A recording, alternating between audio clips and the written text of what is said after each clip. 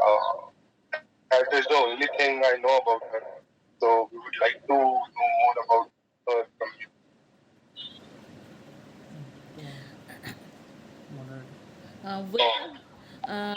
Welcome to our webinar of Socialist Party India.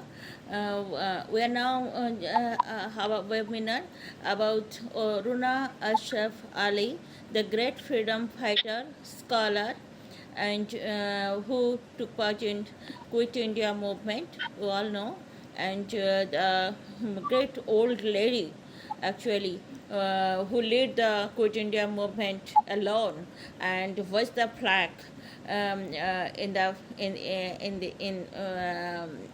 India, and we are having some eminent speakers with us today, and I just would like to say something about Aruna Ashraf Ali. Actually, she was a Bengali, born in a Bengali Hindu family in Punjab, 1909, and 1909, and you see that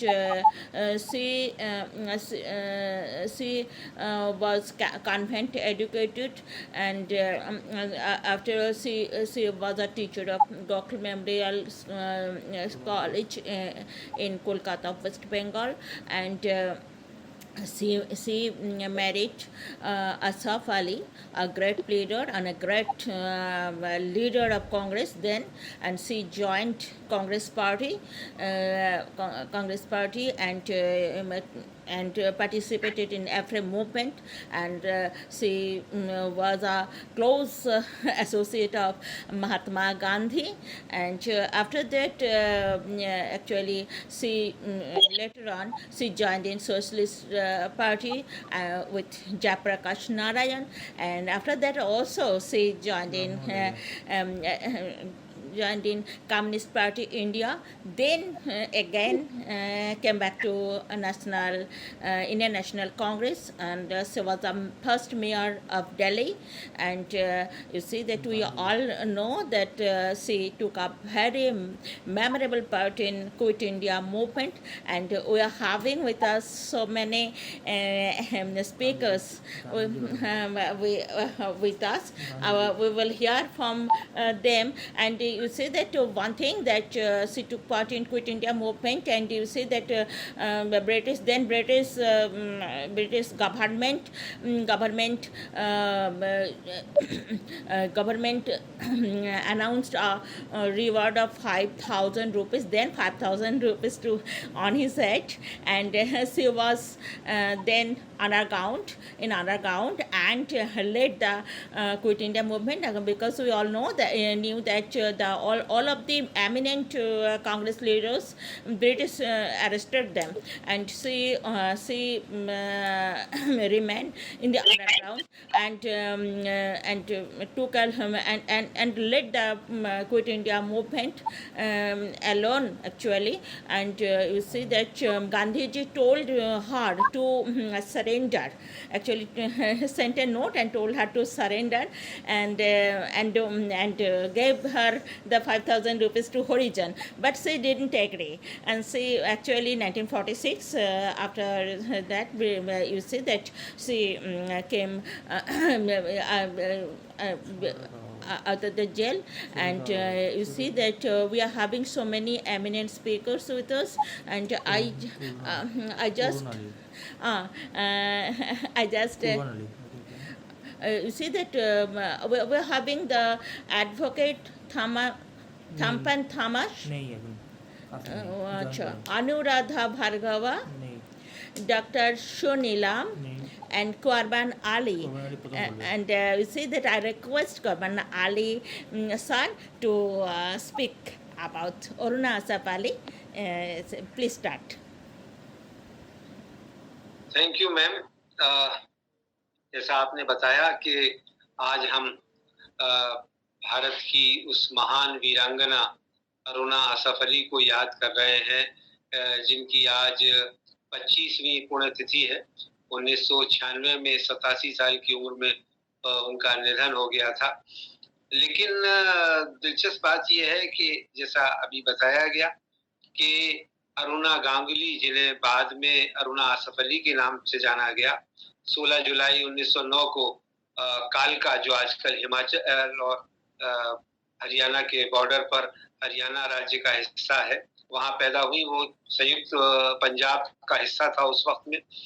और बाद में वो उनके पिताजी, चूंकि वो एक बंगाली ब्रह्म परिवार से थी, तो वो नैनीताल, उत्तर प्रदेश में, जो अब उत्तराखंड का हिस्सा है, वहाँ एक होटल चलाते थे। तो उनकी प्रारंभिक शिक्षा दीक्षा वहाँ हुई।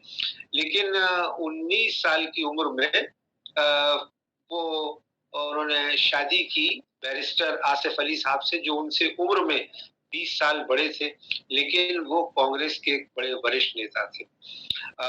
अरुणा जी के परिवार ने इस शादी का काफी विरोध किया, क्योंकि ये अंतरजातीय तो थी ही, अंतरधार्मिक भी थी, और इसको उस वक्त में पसंद नहीं किया जाता था।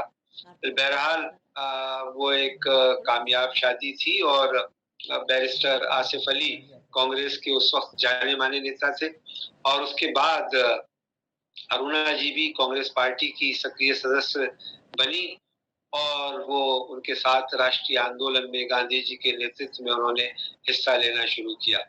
अभी मैंने जो कांग्रेस सोशलिस्ट पार्टी के नेता रहे हैं, जो उसकी राष्ट्रीय कार्यकारिणी के सदस्य रहे, उनके प्रोफाइल्स की एक किताब तैयार की है, जो जल्दी प्रकाशित होने वाली है अनामिका पब्लिकेशंस के जरिए।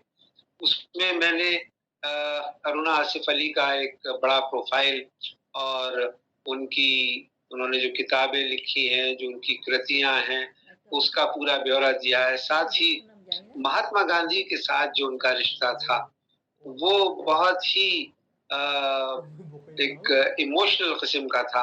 गांधी जी उन्हें अपनी बेटी की तरह मानते थे, और हमेशा जब भी उनको पत्र लिखते थे, चिरंजीवी पुत्री अरुणा, ये करके उनको वो खत लिखते थे। और वो भी गांधी जी को अपने पिता तुल्य मानती थी। लेकिन बावजूद इसके, जहां सवाल आता था कुछ यक्ष सवालों का, यक्ष प्रश्नों का, उस पर वो गांधी जी की भी बात नहीं मानती थी, और गांधी जी को भी उन्होंने डिफाई किया।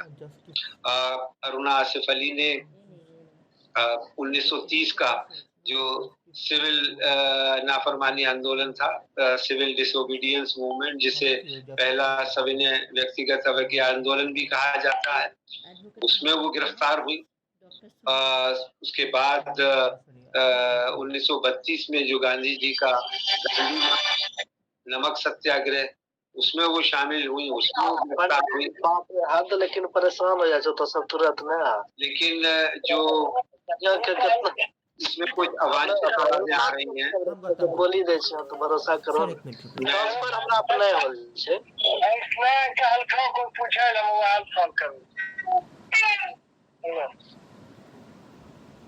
नरूल, मैं क्या जारी रखूं? हाँ आप बोलिए। बोलिए। आपका स्पीकर ऑफ हो गया, आप ऑन कर लीजिएगा। तो म्यूट कर दे तो।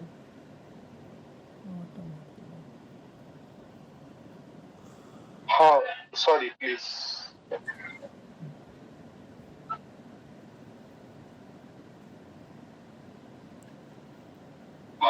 Please continue. Please speak. Sir आप कंटिन्यू कर सकते हो। सॉरी, वो किसी का माइक ऑन रहेगा। अरे ऑन कर। सुन दो। सर आप भी म्यूट हो। सर आप म्यूट हो। माइक ऑन कीजिए। सर आपका माइक ऑफ हो गया।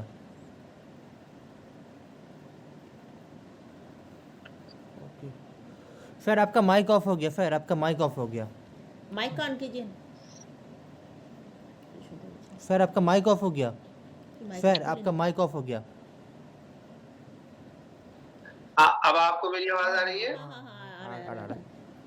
हाँ, नहीं, बीच में कुछ और आवाजें आ गई थी, और उसके बाद में ये बंद हो गया था। Should I continue? यस ये इसका कंटिन्यू प्लीज। ओके। तो अरुणा आसिफ अली ने 1930 के सिविल डिसोबीडियंस मूवमेंट, जिसे सिविल नाफरमानी या व्यक्तिगत सत्याग्रह आंदोलन कहा जाता है, उसमें हिस्सा लिया, गिरफ्तार हुई। और 1932 में नमक आंदोलन जो हुआ गांधी जी के दांडी मार्च के साथ, उसमें भी उन्होंने शिरकत की। हालांकि 1931 में गांधी इरविन पैक्ट हुआ था और उसके बाद राष्ट्रीय आंदोलन में गिरफ्तार किए गए सभी लोग रिहा कर दिए गए, लेकिन अरुणा आसिफ अली को रिहा नहीं किया गया। उनके ऊपर गंभीर आरोप थे और कहा गया कि उनकी रिहाई से मुल्क में अफरा तफरी फैल सकती है, इसलिए उनको गिरफ्तार नहीं किया गया। काफी बाद में उनको गिरफ्तार किया गया। फिर 1941-42 में वो उस वक्त के जो प्रमुख समाजवादी नेता थे, जयप्रकाश नारायण, अच्युत पटवर्धन, राम मनोहर लोहिया, उनके संपर्क में आई और वो फिर कांग्रेस सोशलिस्ट पार्टी में शामिल हो गई। और कांग्रेस सोशलिस्ट पार्टी चूंकि उस वक्त कांग्रेस का ही अंग होती थी, तो उन्होंने कांग्रेस के सभी आंदोलनों में हिस्सा लिया। वो एक बहादुर महिला के तौर पर जानी गई और 1942 में जब ग्वालियर टैंक में भारत छोड़ो आंदोलन शुरू हुआ तो कांग्रेस के सभी नेता गांधी जी समेत गिरफ्तार कर लिए गए। तो उस वक्त अरुणा आसिफ अली ने वहां तिरंगा लहरा करके और वहां जो एक सभा करके उसकी अध्यक्षता करके पूरे देश में और पूरी दुनिया में एक संदेश दे दिया कि 9 अगस्त का जो भारत छोड़ो आंदोलन है वो विफल नहीं हुआ और एक तरह से उसको सफल करार दे दिया गया। और उस आंदोलन की प्रमुख नायिका के तौर पर अरुणा आसिफ अली देश भर में जानी गई। लेकिन जैसा मैंने कहा कि बाद में वो समाजवादी आंदोलन में शामिल हो गई, कांग्रेस सोशलिस्ट पार्टी की सदस्य बनी और लेकिन 1942 का जो भारत छोड़ो आंदोलन था, उस आंदोलन के दौरान वो गिरफ्तार नहीं हो पाई और भूमिगत हो गई, अंडरग्राउंड हो गई। सरकार ने उन पर 5,000 रुपए का इनाम रखा और गांधी जी ने उनको चिट्ठी लिखी, बड़ी मार्मिक चिट्ठी उन्होंने लिखी है। ये 9 जून 1944 को कि चिरंजीवी पुत्री अरुणा, मैं तुम्हारी बहादुरी और हीरोइज्म से अभिभूत हूँ और उसका प्रशंसक हूँ। मैंने तुम्हें एक संदेश भेजा था कि तुम्हें भूमिगत रहते हुए नहीं मरना चाहिए, क्योंकि भूमिगत रहते हुए काफी बीमार हो गई थी, डिसेंट्री हो गई थी। तो बीमारी के बाद तुम एक ढांचा बनकर रह गई हो, तुम्हें बाहर आना चाहिए और सरकार ने जो इनाम तुम पर रखा है गिरफ्तारी का, उसे हासिल करना चाहिए और अगर तुम चाहो तो ये इनाम हरिजन फंड में भी दे सकती हो। ये महात्मा गांधी का 9 जून 1944 को लिखा हुआ पत्र है, जो उनके कलेक्टेड वर्क्स वेबसाइट में भी आपको मिल जाएगा। लेकिन वो गांधी जी से इस बात पर सहमत नहीं हुई कि मैं जब तक मेरे खिलाफ जो वारंट है वो खत्म नहीं हो जाता, मैं अपने आप को सरेंडर नहीं करूंगी। और नतीजा ये हुआ कि अंग्रेज सरकार को वो वारंट वापस लेना पड़ा 1946 में और तब वो मंजर-ए-आम पर आई। गांधी जी उस जमाने में सोदपुर में थे, वहां से भी उन्होंने कई पत्र लिखे और एक समय तो ऐसा आया कि वो सोदपुर जाकर के इनकॉग्निटो गांधी जी से मिली भी और गांधी जी ने कहा कि मैं तुम्हें पुलिस को पकड़वा सकता हूँ मजाक में, लेकिन ऐसा उन्होंने नहीं किया। हालांकि पुलिस वाले गांधी जी तक पहुंच गए थे और उन्होंने कहा कि आपसे मिलने अरुणा जी आई हुई हैं। तो गांधी जी ने एक तरह से झूठ का सहारा लिया और कहा कि नहीं, वो यहाँ नहीं है।